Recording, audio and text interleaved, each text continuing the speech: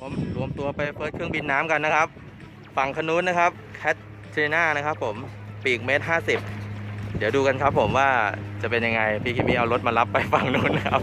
มีการแห่โอเค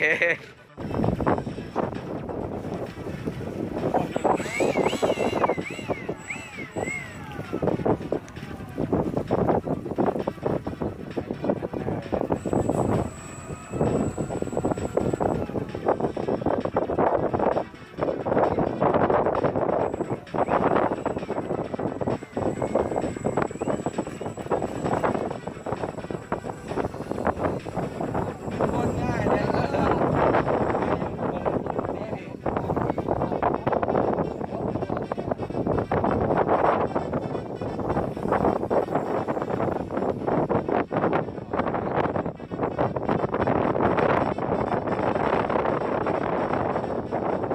นี่ลมแรงมากๆครับ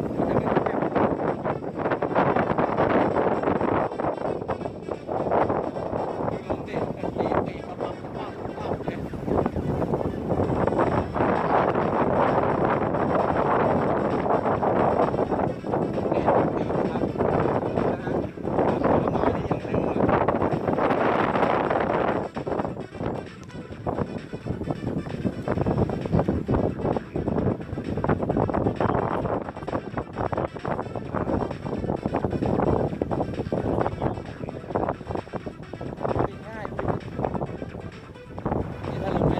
ต้องมีใจเลยเครื่องนี้ไม่ต้องมีอะไรพี่เนี่ยปีกมันใหญ่ฮะใช่ครับปีกใหญ่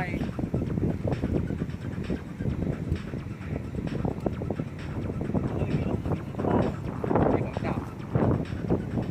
เป็นไปเลยน้ำร่อนมีทะเลนะพี่ยุทธโอ้ยเป็นกลายเป็นเรือน้ำเลย